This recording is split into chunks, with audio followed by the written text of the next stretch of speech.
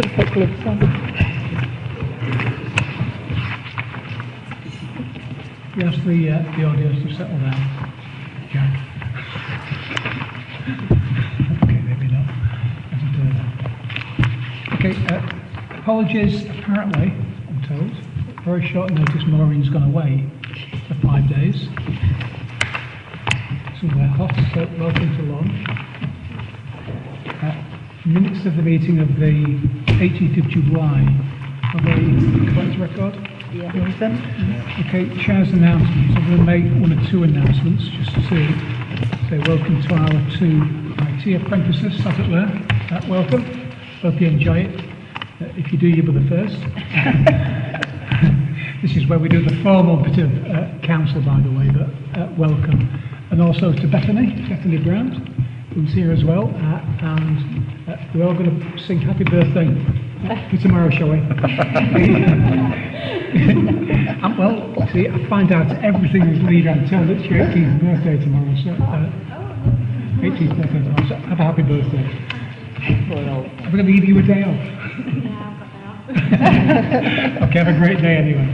And welcome to the council.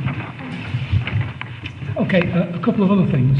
As you know, the greatest rugby league team in Super League are still sucking it up a little bit, Castleford Tigers. And obviously we did finish, the team, show my allegiance there. Castleford did finish with the league leaders' shield, and irrespective of what happens at Old Trafford, I think we should have a civic reception for Castleford. So I want to announce that formally today. I have spoken to the chief executive of Castleford, who says that both he and the team would be very honoured. I managed to catch him on Saturday. So, having made the announcement, I can now leave it to other people to do all the hard work and to make all the arrangements. So it wants to be, I would suggest, fairly quickly after the Old Trafford final, which coincides with the end of the season. Also to say that yesterday, Denise and I met with representatives from Wakefield Trinity, along with the owner of Bellevue, and we had what I thought was a very fruitful meeting. We have agreed that we're going to meet again tomorrow with them, and hopefully the proposals that we put forward from the council can be made public, and we're hopeful that some agreement can be reached with the club. I think I speak for everybody, certainly around this table, and everybody in the city in saying that we hope that the club will remain in Wakefield next season. And we'll do whatever we can to make sure that that is the case. And I say some positive proposals were put forward, not just by the council, but also by the owner of Bellevue, to make sure that that can happen next season. So I just wanted to make that public, but we will make a formal announcement as soon as that meeting's taking place tomorrow. And finally, the chair's announcement, just to say that you all have read the press. There are lots of different versions of what's happening on devolution. Colleagues seem to be falling out here, there and everywhere. Sheffield. We, I think, have got a very clear position, which is that in balance we think that elite city region option is the best, but that will not preclude us from talking to colleagues about other options, and that remains the case. Okay, so with that, move on to agenda item 4, which is any urgent items. If there aren't any, members' declaration of interest. Can I please ask you to declare any interest in any item on the agenda, both verbally and in writing? So that takes us on to agenda item 6. Denise, adoption of the Wakefield City Centre Urban Design Framework.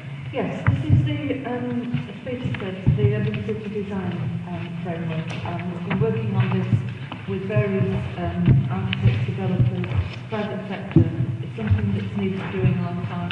It will certainly seem, we haven't done this for a number of years, and we felt that it was time to do it. It's taken a lot of work and a lot of effort put into this to create a design guide that will put the standard for what we develop and what we build for the future of the district. I know, Olivia, that you and your colleagues have asked for a local member meeting, which I'm in the process of organising. But I'm asking that you will accept this today and move it forward.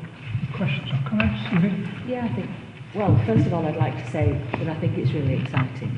And I think that if only some of the ideas come to fruition, it will be an incredible achievement. I think one of the issues, certainly in my ward, is the access to the Hepworth from Kirkgate Station.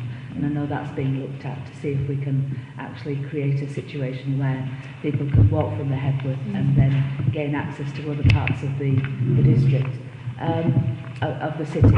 I think it's really exciting, well thought out, and I look forward not only to the meeting with local members but also watching and seeing it develop. Yes? Not? Can you agree? Thank you. Takes us on to agenda item 7 again, Denise, Community Infrastructure Levy. Yes, this is setting out how we will manage the community infrastructure levy. As you know, it doesn't quite replace the 116, but it does mean more funding. We have already passed the money on as per the rules to Ackworth Parish Council. We're holding some other money in the fund for areas, town councils that haven't actually got their plots ready for that yet. And the rest of it has been saved at the moment until we decide how we're going to move this forward. That will be at the discretion of the leader and myself. And money spent in local areas will be in consultation with local members and their local communities, but the local members will be leading on. Questions or comments? Yeah, Les. I think the real key for this, Denise, for me, is around, if we go back under the old 106, what's been happening is, over a number of years, developers have come into the area, actually bought land, put planning permission forward, been granted planning permission, but not necessarily building, and then coming back 3 years and saying because of the economy we can't afford the 106. This is a complete change to that, and it means that money will flow in for some of the things that we need to do. And I think that's the real key for me, that certainly the money will be there a lot more readily than it has been in the past, and so I welcome the report. I think that's right. I think we've had so many disappointments where developers come forward and then they come and say we can't afford to put in social housing and we can't afford to do this. And because we've got planning, we've sort of had to let these things go, and I think that this really will tie it down, that the money will start to come in, and we really will have a lot of money that we can spend on things that we decide that we want to spend it on. Else? It's just a clarification, please, Chair. I'm on Ackworth Parish Council as a councillor, so would I have to declare an interest? Have you had any money yet?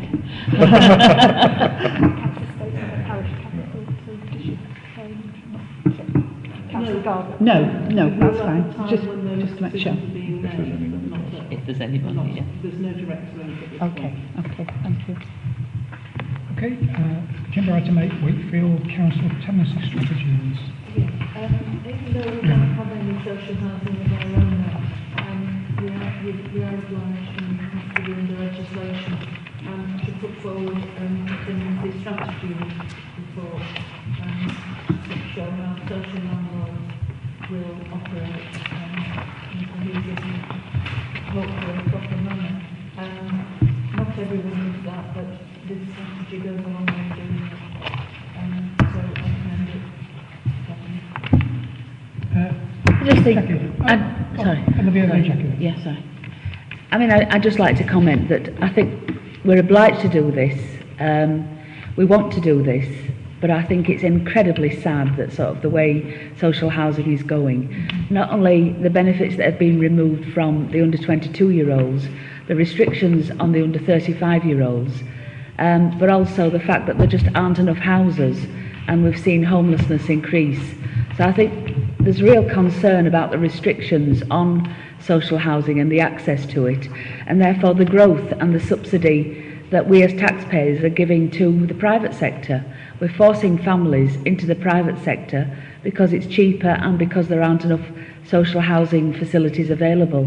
And I think we ought to be urging the government to say, we've adhered to what you've asked of us in this plan, but what we really need to see is an incredible increase in the expenditure that's available for organisations like Wakefield District Housing to be able to develop more social housing that's affordable and accessible to the community. And I've noticed this morning in the newspaper, I think 11 million was available for social housing. It's been cut down to 5.5 million. It's the worst situation in a lifetime, really, and I think we ought to be highlighting the inadequacies of this government in terms of access to public housing and actually giving people the right to have somewhere to live that's affordable and of good quality. Jackie? Yeah, it's just a declaration of order 78, which is from the district I was going to say, if you look at the report last week from the National Audit Office, it said that not only is homelessness increasing, but it's partly a result of the changes that government's made to benefits. Yeah. And it's outrageous if you go to, most major cities now, you can see it for yourself that we have an increasing problem. So Olivia's right, we will continue to make the case for better housing, for more housing and for affordable housing. I think this is not just a matter that affects Wakefield, but the whole of the country. And what I suggest is we ask you, Denise, at the next meeting of council to specifically refer to this issue in your report so that we can have a debate around it. It's probably too late because of the time, I don't know, to have an agenda item on homelessness. We'll certainly do it. Let's have a look and see if we do have the time to have an agenda item on council on homelessness. And that's about the agenda. I have had a discussion with WDH about it, and we are thinking of a joint attack really on what we can do with the government. But they feel very strongly about it. Rightly so. Can we agree to that course of action? Thank you. Olivia, agenda item 9, Outward Primary Academy. Yes, well, I want to talk really on 9 and 10 because I know the Scrutiny Committee looked at school places recently, and as a result it got a lot of publicity. Can I just say that we have a very efficient system in Wakefield. We have an increasing number of houses being built. We don't always know how many families will be produced from that, but we're pretty accurate in our guesstimate. And so all the time we're planning for how we can expand the number of school places to ensure that every child in Wakefield has a school place. And both item 9 and 10 are adhering to that in the case of both Outwood and Carlton. And so I move the reports and say we are meeting our requirements and will continue to do so. Questions or comments? If not, can we agree? Thank you. Agenda item 11, you've done both of those, have you? No, I haven't done 11. You've Sorry, yeah. You've done 10, yeah, 11 is becoming an increasing issue and problem. There are some authorities who are dividing up the school year equally and ignoring sort of statutory holidays and the like. We've negotiated with the head teachers, and our concern really is with secondary schools in terms of the very small area after Easter in which exams will be held. And so this next year, that's 2018-19, we're planning ahead, highlighting this situation and highlighting that because of the very tight schedule after Easter, because Easter is late, we'll be in a situation where schools will be reopening on Easter Tuesday. And I want to highlight it so that parents are aware of it, because I'm sure when it gets nearer the time it'll be controversial. But nevertheless, we are in this situation. We've spoken to head teachers. They've said this is the only way forward in terms of trying to accommodate schools and exams. So I move the report. Questions or comments? No? If not, thank you, Olivia. Agenda item 12, financial health report. We're now 4 months into this financial year. As always, we face a tough financial challenge. £27 million with the savings we had to make in the years 17 to 18.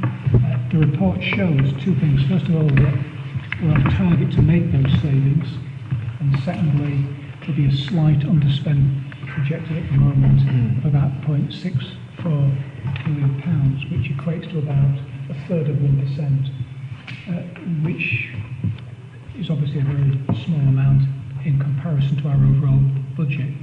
I think what it does show is that despite those tough financial challenges that we face, that the authority remains well managed in terms of its finances, and to thank officer colleagues, Michael, and to your colleagues for presenting the report in such a clear way, which shows exactly where we are.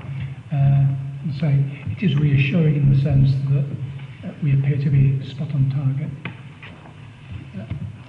But that's not to say that things are easy. I don't want to kind of give the impression that because it's being well managed, it's making life any easier for any of us. It's not around this table. Things are still pretty tough. Any questions or comments on the report? If not, Well, Chair, can I just say, I mean, going into the next report about the performance, I think that 5.2 is pertinent to 12 really. It says on page 290, whilst every effort has been made to ensure the impact on residents is kept to a minimum. we haven't done that yet. No, I'm saying that's what I'm saying. It's sorry. pertinent.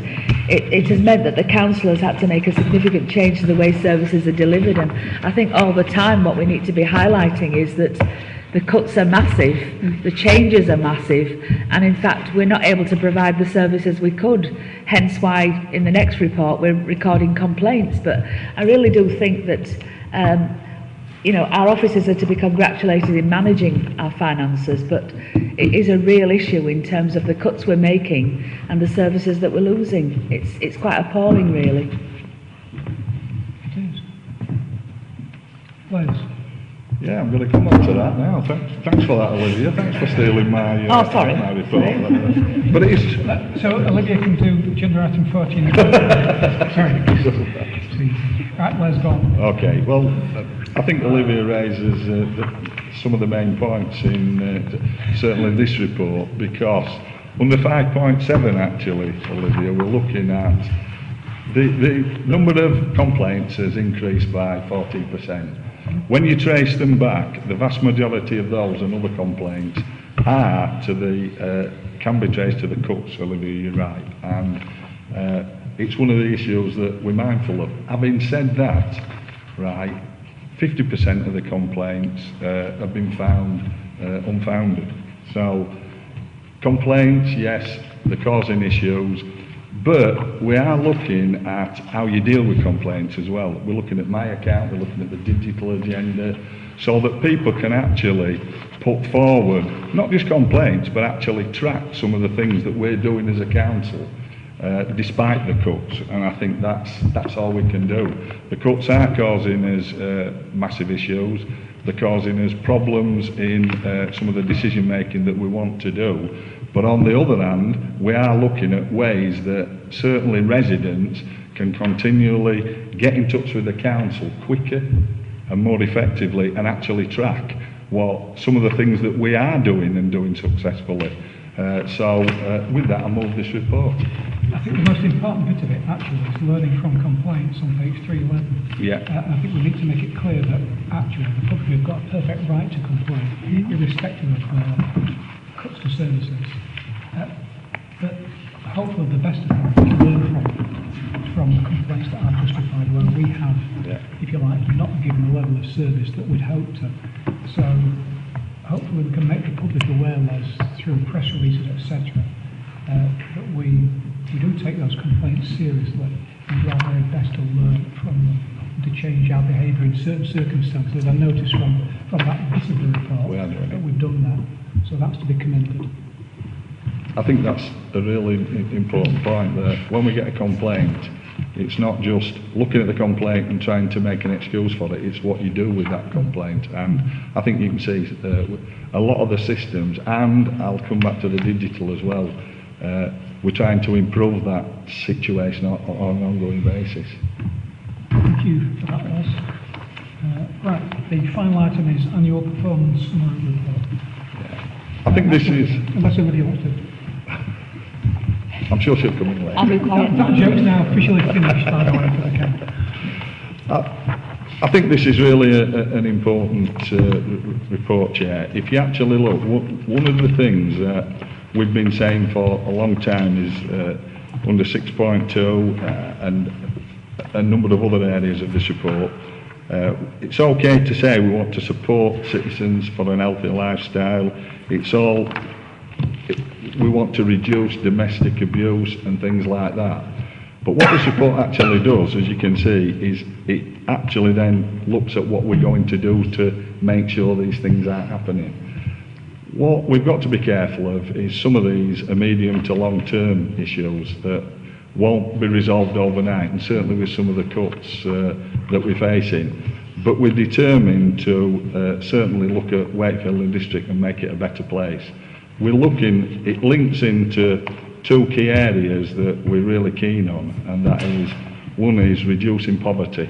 You can see all the things that are on these pages are around how we reduce poverty within the district, and skills, the skills agenda is so important on how we take that forward.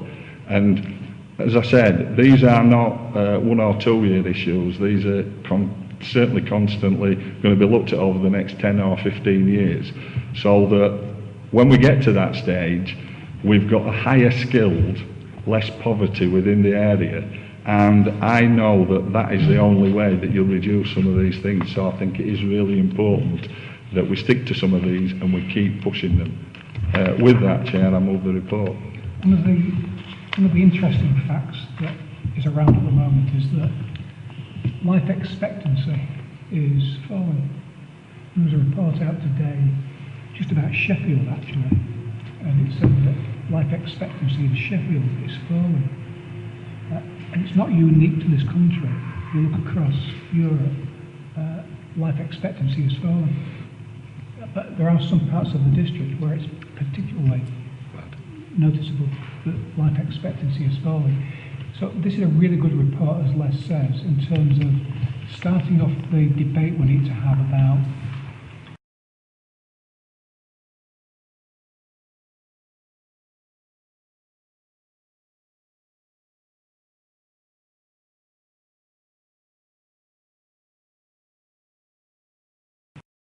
to make sure they're fit for purpose and they're relevant.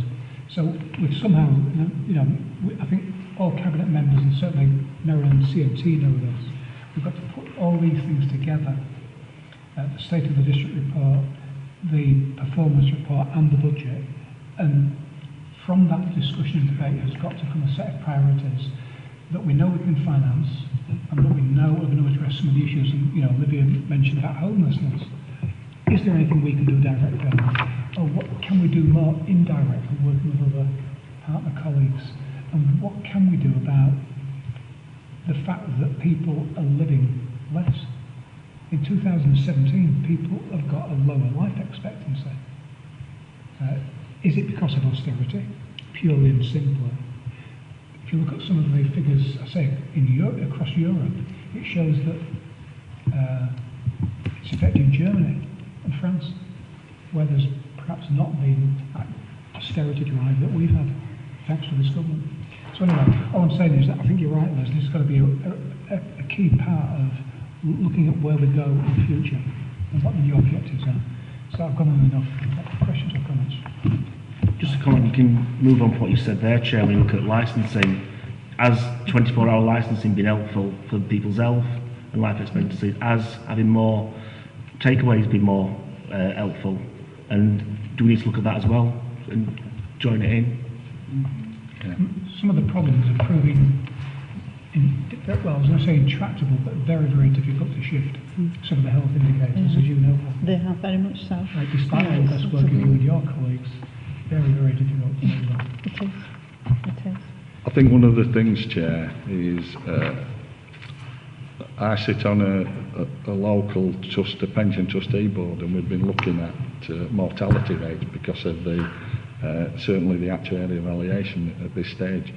When you look around certain parts in the 5 towns, we've been told for years that the rate will still go up, keep going up, age rates, because as the effect of the mines and the chemical factories start to go out, then you see maybe a jump. It's gone the other way.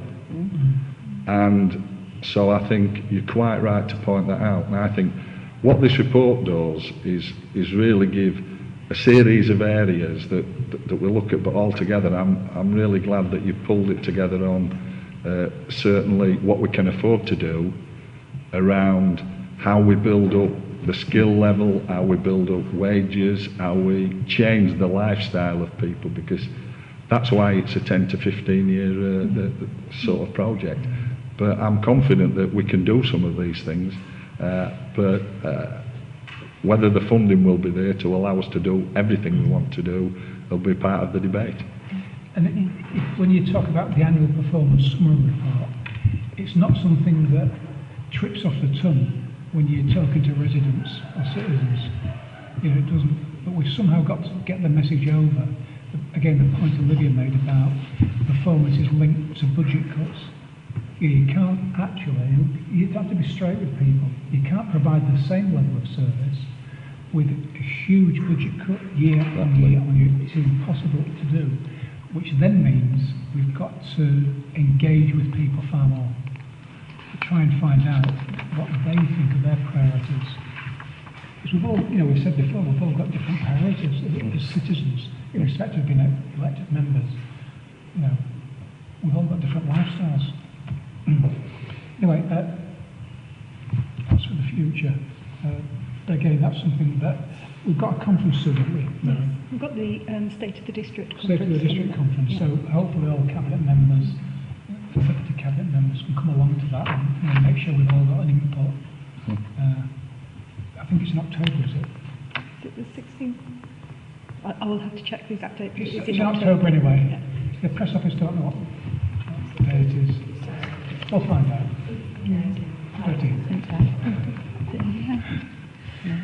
Okay, thanks for that. Okay, so that concludes the event. Thank you very much. Hope you've enjoyed it.